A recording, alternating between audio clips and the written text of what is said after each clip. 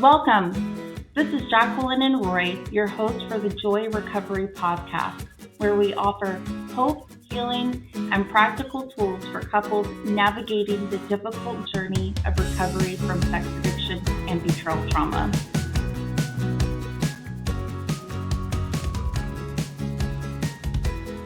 We've been in your shoes, and it's our mission to share our expertise, personal experiences, and the latest research in every episode.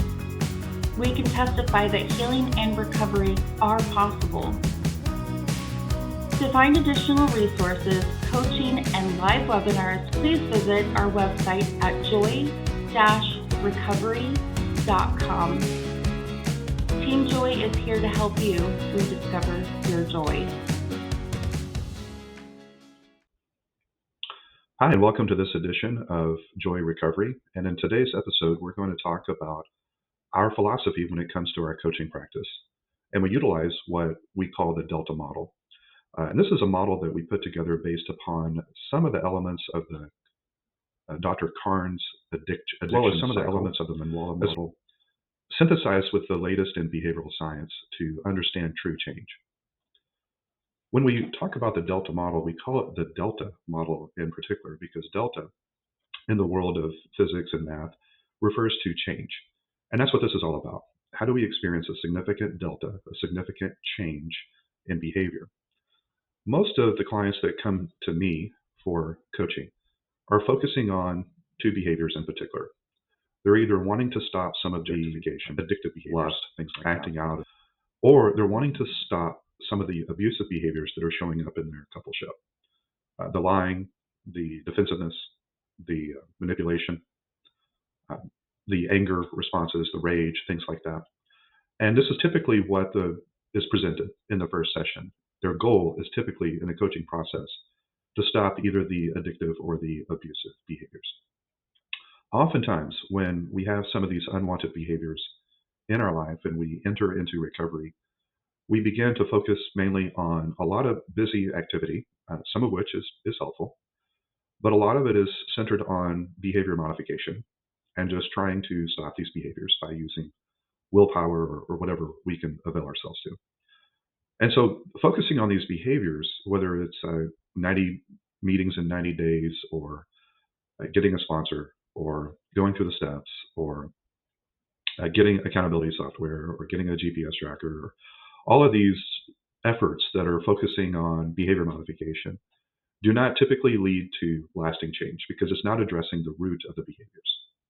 We've got to go deeper. And so if we go a little bit deeper, what we see is that underneath all of these behaviors are typically neural pathways, or what we might call habits. Sometimes in the literature, this is called scripts or templates in our life, but we'll just use the word habit. We have habits. We have ways of feeling, ways of relating, ways of behaving that are habitual. They are seemingly automatic reactions. I'm tempted and I act out. An attractive person comes across my field of view, whether it's on a screen or in person, and I objectify them. And my partner starts asking me questions, and as they begin to pepper me with questions, I become more and more defensive. I become more and more angry. My volume of my voice goes up, or I shut down and I go into a shame spiral. And these are unwanted behaviors, but it seems like every time I am in this situation, I respond the same way. And it is seemingly automatic. It feels like I'm out of control. It feels like a compulsion. That every time this stimuli happens in my life, I have the same neural pathway, I have the same habit every time. And I don't want to do it. I want to stop, but it seems to be out of control. It seems to be an automatic reaction. And that's the power of neural pathways. It can feel automatic. If you think about your commute to the office, for example, once you have made that drive multiple times, you've created a new neural pathway. You have established muscle memory, and you have memorized some markers along the way. And perhaps the first time or two that you made the drive, you were dependent upon your GPS, but over time, you can do it without the GPS. And then with more repetition, it feels like you're on autopilot. It feels like you can make the drive in your sleep. You can do it blindfolded, seemingly. But there are times that you zone out, and the next thing you know, you're at the office. You don't even remember driving. So it's seemingly automatic, but that's not totally accurate. There's still an act of the will. You're not totally out of control. It's not totally automatic. You're still controlling the steering wheel. You're still turning on the blinker. You're still applying the brakes or accelerating the car. You're still in control. Your brain, through neuroplasticity, has just made it very efficient. And that's what neuroplasticity is. That's what a neural pathway is. Our brain takes any behavior at all, and you add repetition and especially emotion, and you establish a neural pathway. Your brain is designed to where if you are repeating something, the message that the brain gives is, oh, okay, this is something that is wanted for the future. This is a habit that we want to form. So we're going to make this as efficient as possible. Way back in my childhood, I took piano lessons for a few months. And I think the only song I learned was a very rudimentary performance of the theme song of a movie called Chariots of Fire. And I love that song. And here, 40 years later, I can sit down at a piano that I haven't touched in decades. And through muscle memory and a neural pathway that was created in my childhood, I can seemingly automatically play that song just from that neural pathway from years ago. That is what we mean. That thanks to neuroplasticity, my brain has made it very efficient, very easy for me to replicate that behavior. So I can sit down at a piano and I can play that song. However, it wouldn't be accurate to say that every time I come across a piano, I am forced to play Chariots of Fire against my will, that it's some kind of compulsion and I can't stop myself. That's not accurate. Neural pathways make things efficient. They don't make things automatic. They don't force us to do anything. Never in our life, I don't care what your addictive or abusive behaviors look like, not one moment in your life were you robbed of your God-given free will. That was still engaged with every behavior that you have ever done. However, there were neural pathways behind it. It was efficient. It was easy. It was the path of least resistance. To do something different would require more thought and more effort and would not be as efficient. It's not impossible. And we can create new neural pathways, but it helps us understand our addictive and abusive behaviors, that there are neural pathways, there are quote unquote buttons behind the behavior. So really, if we want to go deeper, we've got to get to the root of the problem. The fruit is the behaviors. The root is our belief system. And these are often unconscious. These are driving the bus and we don't even know it. These are implicit. These are unknown to us. We're unaware. We lack awareness that these are leading to unwanted behaviors. So it's not just core beliefs, but it creates a whole system, a whole way of thinking that has to be addressed, because this is the root of the issue. If you show me someone's beliefs, I can accurately predict their behavior. If you show me someone's behavior, I can tell you what their beliefs probably are, because beliefs lead to behavior. That is the root of the issue here. For so many addicts and abusers, the root is shame-based beliefs. In fact, in the Carnes cycle of addiction, he says that shame-based beliefs are both the foundation, the origin of acting out, but it's also the outcome of acting out. It's regenerative shame. It's reinforced shame. It creates a whole belief system that's around shame. And there's other influences that I list here that have helped craft our belief system.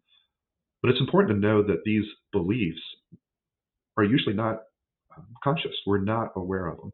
And we've got to bring them to the surface. So the first thing we've got to do is renew our mind. We have to practice with our clients what we call the 3 R's. And that is, first of all, and this first one is huge. This first one is actually quite difficult. And that is, we've got to recognize what these core distorted beliefs are, because they're unconscious.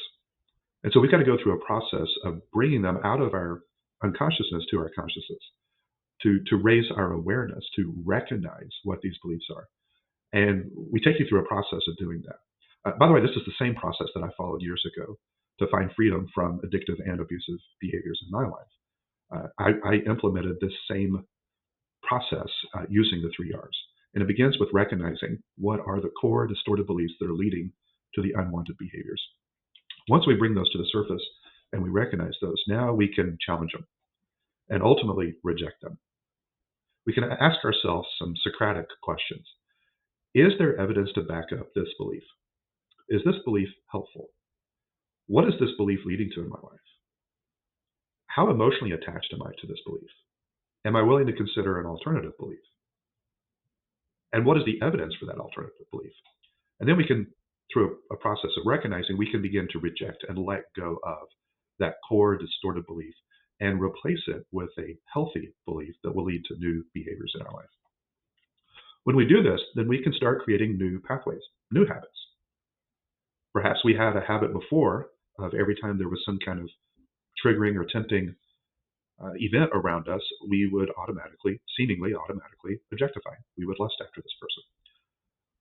But you can create a new habit. You can create a new neural pathway that's reinforced over new repetition with consistency over time, to where you find yourself bouncing your eyes every time you have some kind of triggering or tempting event going on around you. So you're renewing your mind. You're changing the way you believe about things. You're creating new habits, new neural pathways, and all addictive and abusive behavior is about control, especially abusive behavior. So you really come to a place where you can surrender and you can let go of control. And because the new beliefs are leading to new habits, you have new behaviors that are replacing the unwanted behaviors that you didn't want. Now, the foundation of all of this, because all of this is evidence-based, this is not just theory, but there's strong evidence to suggest that this is one of the most effective ways to experience change, true transformation, true delta in your life. And it's built upon the foundational work of Albert Ellis. And he's the father of the rational emotive behavioral therapy, which later on became known as CBT or DBT and other disciplines. But his model, to put it in its simplest form, is the ABCs of change. The A is an activating event. This is some kind of trigger or stimulus or something that happens in our environment. Our betrayed partner begins to ask questions. That could be an activating event. B is our belief about A. What do we believe about that event? Which leads to a consequence. The consequence is usually either a behavior or emotion. And what Alice argues is this simple premise. It is not the activating event that leads to the unwanted consequence, but it's what we believe about the event. So it's not our partners asking questions that's leading to the defensiveness. It's what we believe about our partners asking questions that are leading to the defensiveness. So her asking questions doesn't cause me to go into defense mode. It's what I am thinking about her questions that cause me to go into defense mode. So to follow his model, if you want to have a different behavior, a different C, a consequence, you don't try to just eliminate all activating events. All right, don't ask me any more questions. Let me try to make sure that I have no more temptations in my life. It's great to reduce them, but it's unrealistic to think that you're going to have zero temptations in your life. Where you're going to see true delta and lasting transformation is to renew your mind and come to new beliefs about that activating event. And that's the D in the model. And that is you begin to dispute those beliefs. You challenge them. You starve them of their evidence because there's not evidence. My partner is not. So if I take my own life, when my partner Jacqueline used to ask questions about my past, the way I believed about that was, and I didn't even know this, I had to do some deep inner work to recognize what's the self-talk, what's the core belief, what's the distortion here?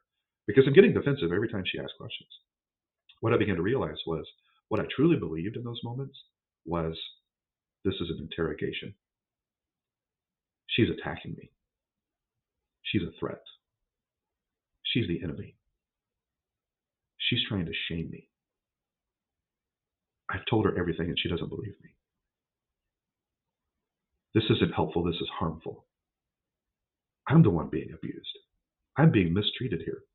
All of these distorted beliefs that inevitably, if I'm believing that, of course I'm going to be defensive. And she and I were driving around the same cul-de-sac over and over and over again. If she asks questions, I get defensive. And it's not because she was asking questions. It's because of what I believed about her questions, what I believed about that event, that it was activating me, it was triggering me, and I was having what felt like an automatic response.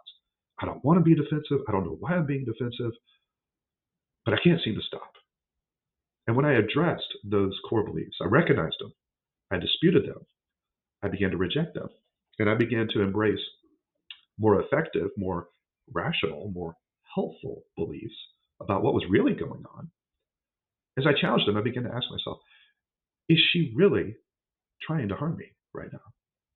What evidence do I have that Jacqueline is my enemy? What is an alternative way of looking at this? And over time, I renewed my mind, and I began to understand that when she's asking questions, here's my new belief system.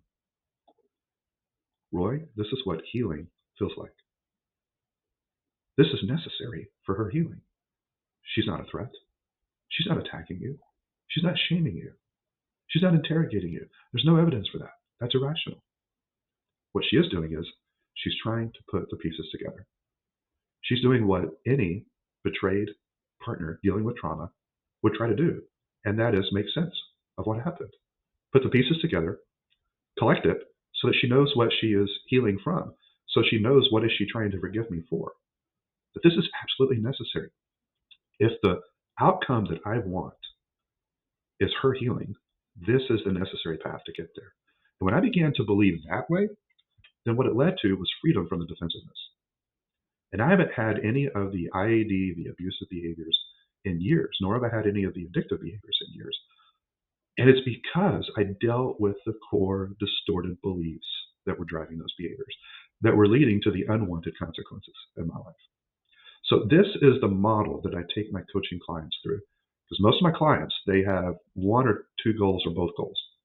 They want to stop all acting out behaviors, and they want to stop all abusive behaviors of their partner. And this is the process that I take them through. Now, if you would like more information on some of our resources and support, or you would like to explore a coaching session with us, you can go to joy-recovery.com. Thank you for joining us for the Joy Recovery Podcast. For more additional support, resources, coaching, and live webinars, go to our website at joy-recovery.com.